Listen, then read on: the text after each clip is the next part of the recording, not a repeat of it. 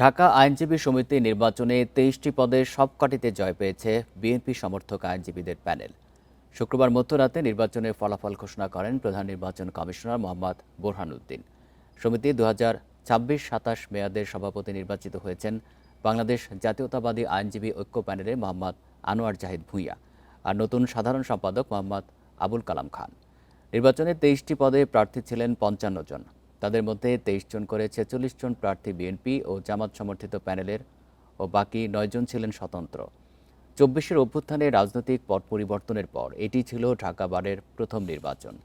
আওয়ামী লীগ সমর্থিত সম্মিলিত আইনজীবী সমন্বয় পরিষদ এই নির্বাচনে অংশ নেয়নি।